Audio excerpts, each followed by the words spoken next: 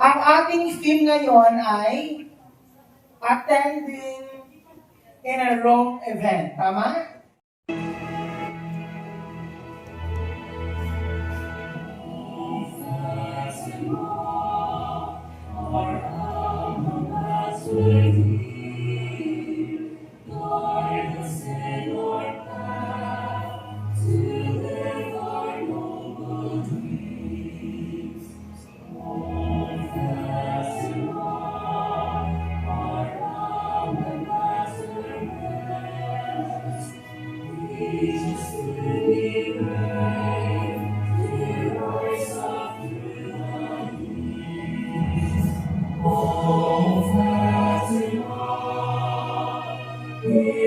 Strong and free, glory, honor, pride, we bring them back to Thee. And we hope and I hope that we all had fun, will have fun in this event of ours today. And I hope that you all enjoy. And I'll see you in Be Young. Please give her a big warm round of applause.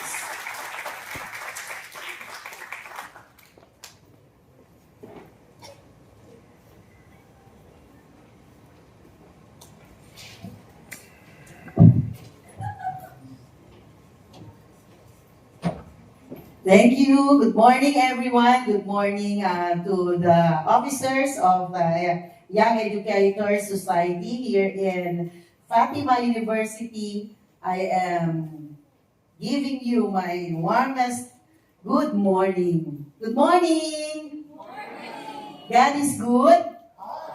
And all the time, God is good. Okay. Sa Tagalog naman, sinasabi natin, magandang buhay.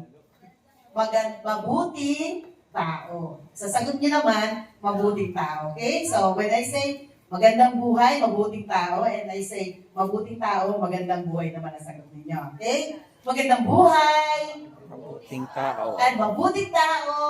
Magandang buhay. Yes, tayo yan mga Pinoy.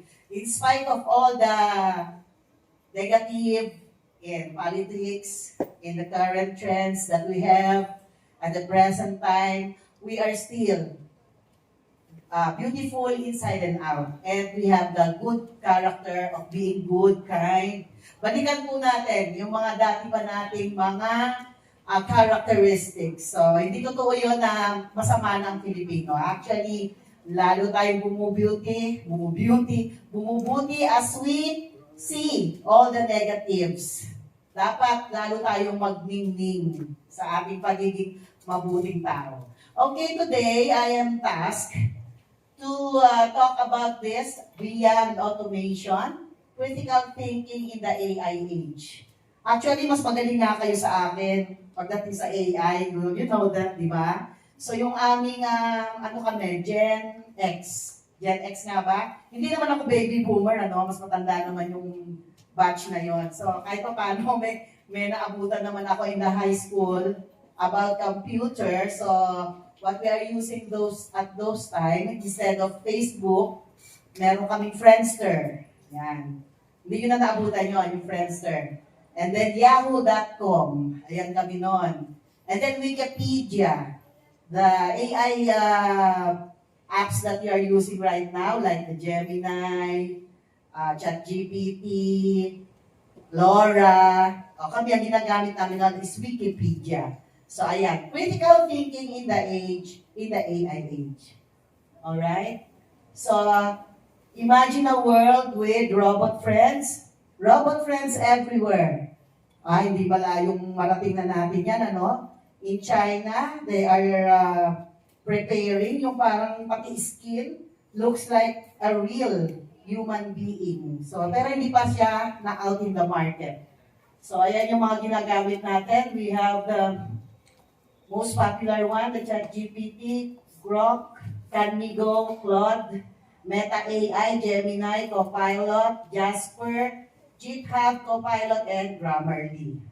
So kay attorney Libayan, kasi nakikinig ako kayo ng umaga, si Lex Secretary, yung tungkol naman sa mga batas yung mga about politics ang makukuha mo naman.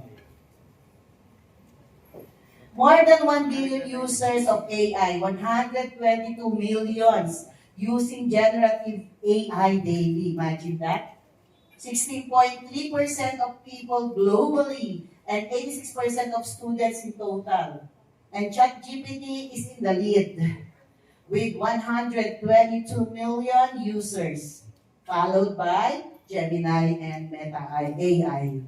So, ganun siya widely used by people, not only by students like you, but even the professionals, and more so, the businessmen. Okay? Pero ang nakakalungkot, with all of this AI and the advent of all this modern technology, ang natagpuan sa PISA ay mga batang nasa grade 1 up to 3 hindi marunong magbasa. So it's a sad thing, or it's a sad news that we as teachers, you as teachers, future teachers and educators, you really need to reflect on that. Kung may nakita kayong mga mali ngayon sa pagtuturo sa atin, or even when you were in LM and high school, maybe you will have the chance. How many more years from now, makakapagturo na rin kayo, and you will try to see paano ko kaya makakatulong in my little way to help the grade 1 to grade 3 na hindi marunong magbasa. May elementary education teachers ba tayo dito? Ayan, LM. You know what? You should not have that feeling na, LM teacher lang kami. Parang meron kasing gano'n, and mas superior yung secondary, no? Actually, the elementary teachers, you are the backbone, you are the foundational skills. Yung sa high school, ina-enhance na lang nila. So the elementary teachers, these are the real unsung hero. Kasi pupunta sa inyo yung bata, wala pa talaga kalam-alam. So ang challenge will be higher, will be greater on the teachers in the elementary. Okay? Okay, let us have this video. Hey everyone, welcome back to Study Hub channel. Today, we are talking about something that is changing schools all across the world. Artificial intelligence in classrooms? Is AI really helping students learn better? Or is it creating new problems? Let's explore the pros and cons together. Artificial intelligence, or AI, means machines or software that can think and learn like humans. In classrooms, AI is being used in many ways. Smart tutoring systems that help students practice math, science, or languages. AI-powered chatbots that support students around the clock. Personalized learning apps that adjust lessons to each student's level, and even grading tools that save teachers time. Let's start with the positives. First, personalized learning. AI tools can adjust lessons to match each student's speed around the clock. Availability. AI tutors and chatbots are always available. Third, saves teacher time. AI can grade assignments and create quizzes. Fourth, engaging learning. Apps and virtual reality lessons make learning fun. Fifth, accessibility. AI tools help students with disabilities using speech to text or text to speech. Now, let's look at the challenges. First, over-reliance on technology. Students may depend too much on AI. Second, privacy concerns. AI collects student data, which may not be safe. Third, job concerns for teachers. Some fear AI could replace teachers, but experts say they should only support them. Fourth, unequal access. Not all schools can afford AI tools. Fifth, lack of human touch. Learning also needs emotional support, which AI cannot give. Some real examples. Duolingo uses AI for language learning. Khan Academy is testing an AI tutor called. Many US schools use AI grading tools to save teacher time. So, what's the final answer? AI is a powerful tool that can make learning faster, fun, and more personal. But we must be careful about privacy, overuse, and keeping the human touch in teaching. The best way forward is balance. Teachers and AI working together. If you liked this video, make sure to like, subscribe, and share it. And tell us in the comments, do you think AI will make education better or bring more risks? So let's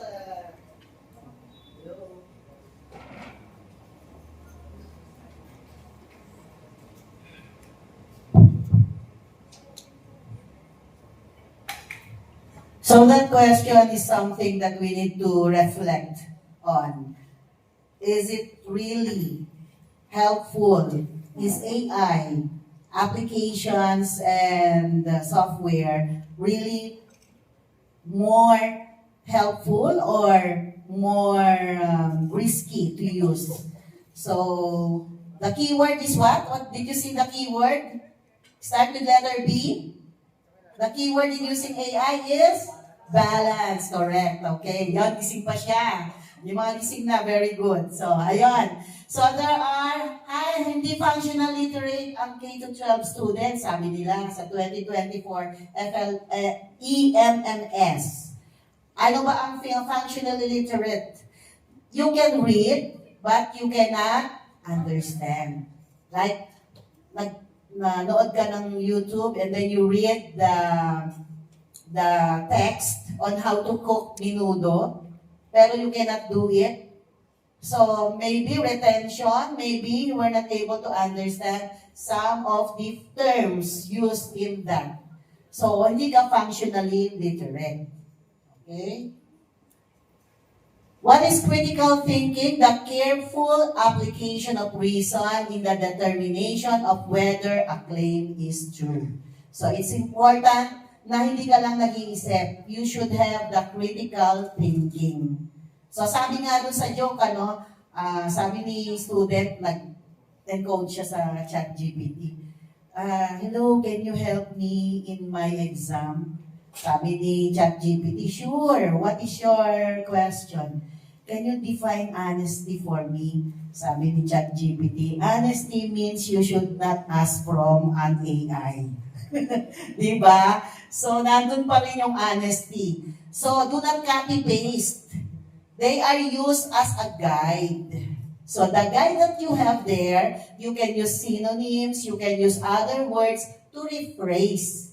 Kasi there is also an application that will check if you have the 100% similarity of your answer to the ChatGPT. And that will require, and that will see, and that will reveal that you are not honest. Wala kang academic integrity. Kasi kinuha mo siya word by word, verbatim. Dapat may rephrase ka, meron kang ginamit na other words. Next. Okay, yan ang critical thinking circle. So, of course, first, you will observe, you question or you ask question, you gather information, you analyze, synthesize, decide, reflect, and re-evaluate.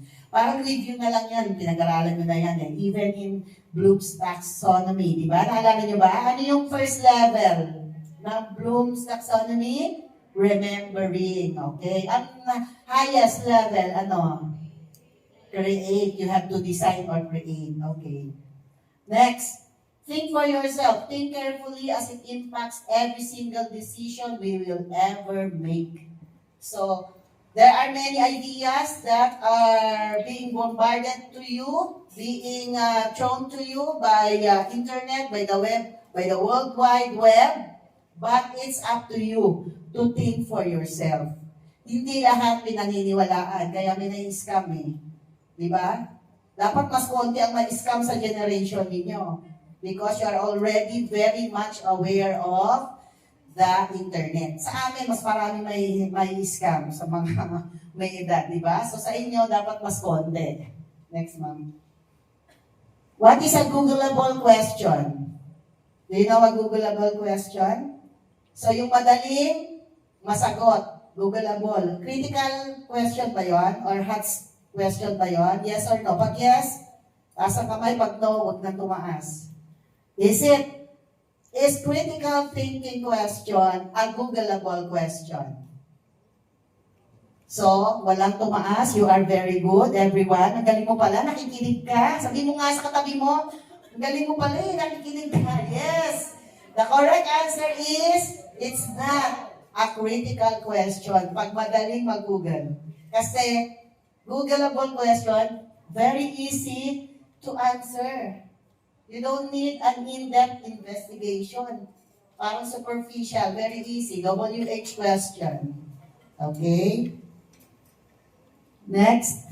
Yan. Ano ba yung mga example of common surface level learning? Level 1 and 2? So, ayan. What is decimal? Puro what, ano? What is verb? When is the cry of Pugad lawin? WH question. Over scaffolding. Ayong over scaffolding. Scaffolding is the way na inuunti-unti mo na i-reveal and then nagbibigay ka ng too much clue, too much tips. Example, this is the main idea. Ay, ito tungkol sa ano yan. No? Binibigyan mo na siya ng mga tip. Hintayin mo. Minsan kasi we as teachers excited eh. We cannot wait for the student to think for themselves. Ikaw na rin, tanong mo, sagot mo. Diba? Ayaw mo ng blank or quiet moment. Eh, meron talagang kailangan quiet moment so that the learner can absorb and think about your question. Okay, number 3, teacher talk 80% of the time. Kaya ka nga nag-teacher, no? Hilig mo magsalita. Kahit nagsalita ka na ng 6 hours teaching, pagdating mo sa bahay, mag-YouTube ka pa kasi meron kang channel, no? Magsasalita ka rin doon. Love na love mo yung boses mo, di ba? So, yun. Surface level learning. One right answer, culture. Halimbawa, meron kang question, isa lang ang sagot. Hindi man lang sinentence nung bata. So ako, sa pagtuturo ko, I always try learners, even in the college, huwag na kayong sumagot ng, for example, the teacher is asking, who do you think is the best president in the Philippines? Ang sagot mo kagad, halimbawa, mga lumang president, GMA. O i-sentence mo naman. Isang word na nga lang yung sagot mo, naka one word pa. Dapat i-sentence mo. I would prefer, Gloria, makapagal, Arroyo, parang gano'n. Diba? Next. Oh, ayun. Are you a critical thinker? So, ito, basahin natin. May I ask somebody, may I request you, ma'am, yung anak ni Doc Delia, to read this one. Are you a critical thinker? Ito ay very much applicable ngayon, nangyayari talaga. Maraming mga with honors ngayon pero nahihirapang magbasa. Mga line of 9 ang grades pero kapag tinanong mo ng ano ang ibig sabihin ng binasa mo, tahimik. Parang may mali, no? May kulang, may nasira sa sistema na pilit nating inaayos gamit ang certificates at mga medalya. Dati ang hirap makakuha ng matataas na grades, ngayon parang mas mahirap pang bumagsak kaysa umangat. Kasi nga, basta kompleto ka, masipag ka, present ka, panalo ka na. Pero ang tanong, marunong ka ba? Hindi yung nakakapag-submit lang, kundi yung nakakaintindi. Hindi yung nakakapasa lang, kundi yung nakakapag-analyze. Kaya nga ang daming may honor pero utal-utal namang magbasa. May award pero pagdating sa totoong usapan, walang maipaglaban na ideya. Hindi kasalanan ng estudyante ito Hindi rin kasalanan ng mga teacher. Ito yung sistema na sa competence at memorization kaysa sa wisdom. Kaya huwag tayong magtataka kung may medal sa dibdib pero takot magsalita sa harap. Kung mataas ang grade pero mababa ang kumpiyansa. Kung top student pero hirap sa totoong laban ng buhay. At ito pa, pinapadala pa ng mundo na mabilis 15-second videos, short attention span, swipe dito, swipe doon. Kaya paano ka lalalim kung sanay ka naman sa mababaw? Paano ka mag-iisip kung puro ka lang react? Pero ito ang totoo, hindi sukatan ng talino ang honor at hindi rin kahinaan ang pagiging average. Ang tunay na laban hindi nasa report card, nasa kung paano ka mag-isip, paano ka umintindi, at paano ka tumayo kahit walang nakakakita. Thank you very much. So, I hope that speak to our hearts this morning. So meron pa yan, the second slide, ayan. This one, I made it in a bigger font. Pwede ba sabay-sabay natin basahin ito? Pero, let's go. 1, 2, 3, go!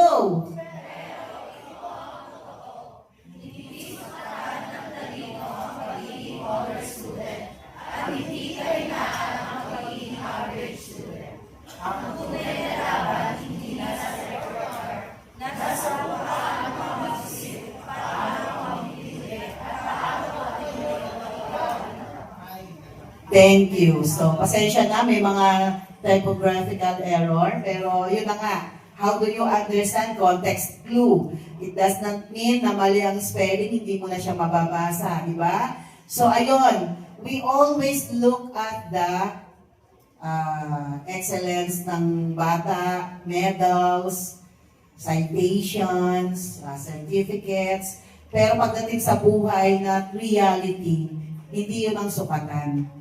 Gaano ka critical thinker.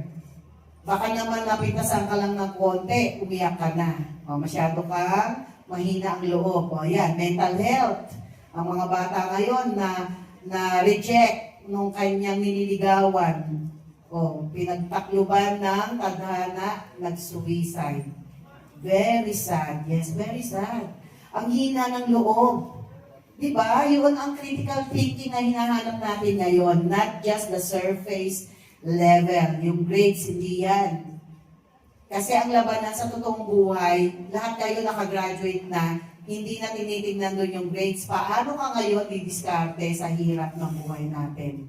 Okay? Sa dami ng negative, sa dami ng kalakaran, sistema, corrupt system, kaya mo bang manindigan?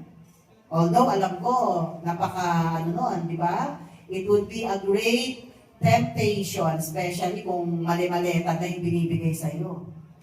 Pero, yung makakatayo ng malinis, may integridad, siya yung makakatayo ng taas noo.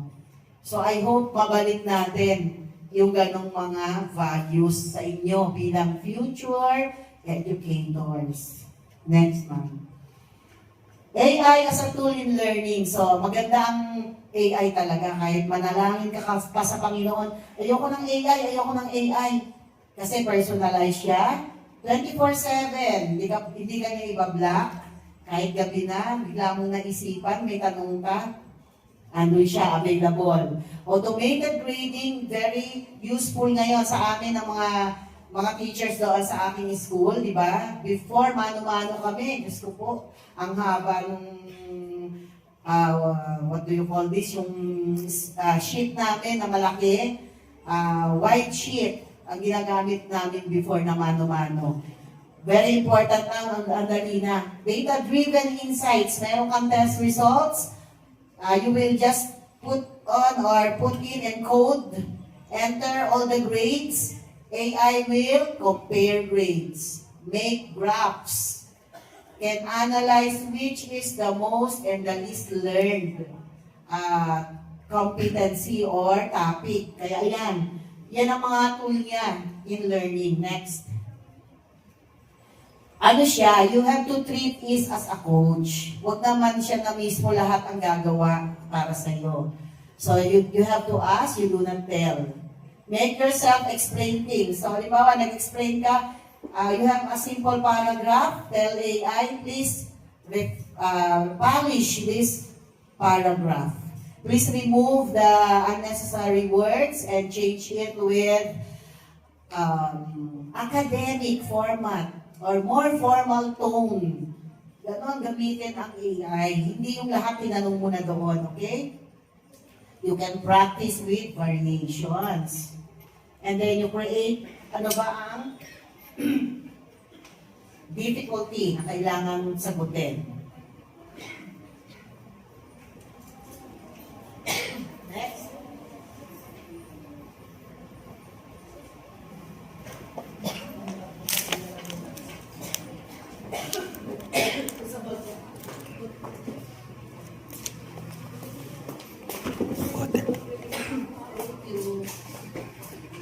Okay, ayan na.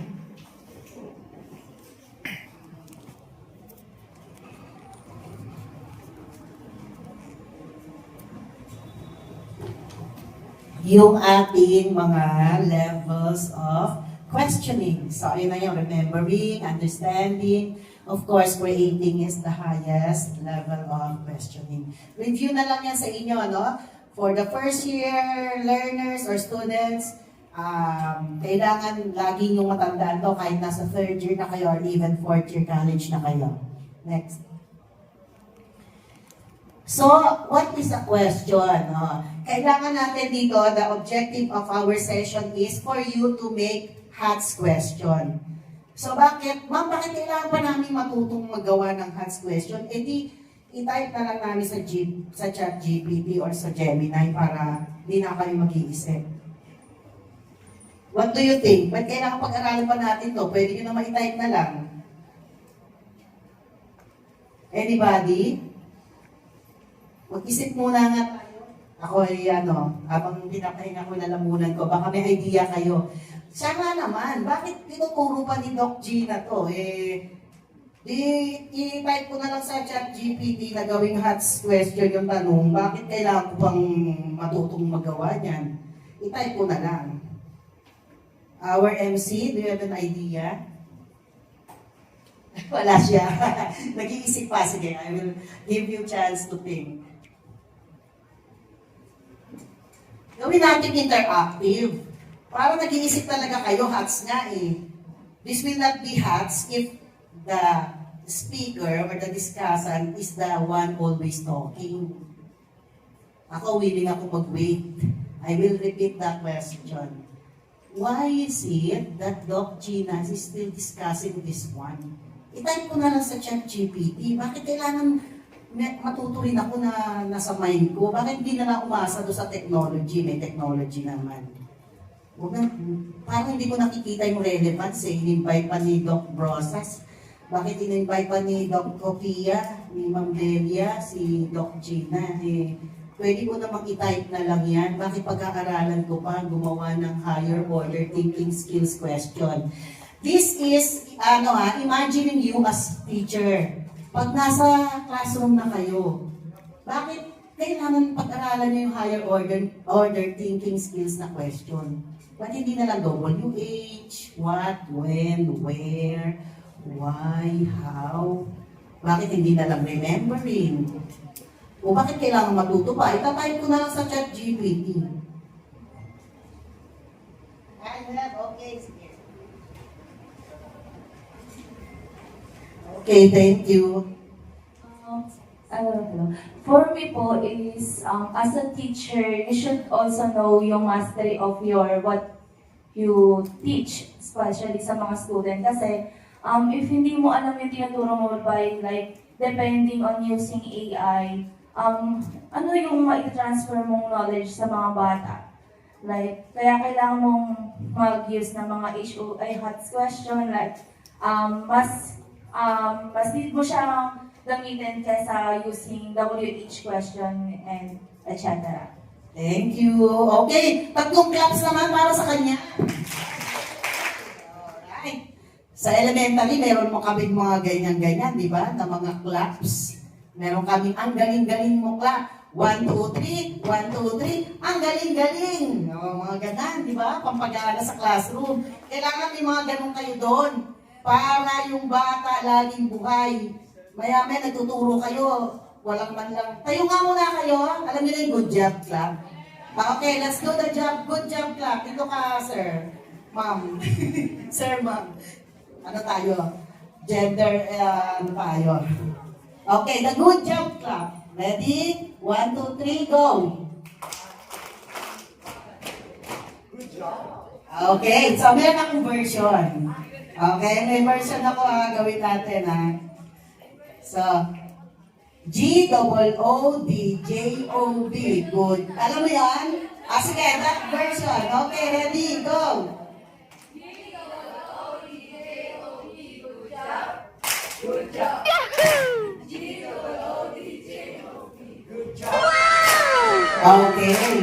Kailangan thank you everyone. Kailangan po nag-iipon tayo ng mga repertoire of these things as educators. Guys, imagine kayo nga matatanda na naiinip kayo nakaupo ng matagal eh. How much more yung bata? So patayuin nyo once in a while, give them time to appreciate. Yan, may nag-recite. Appreciate through claps. Okay, so you cannot teach what you don't have.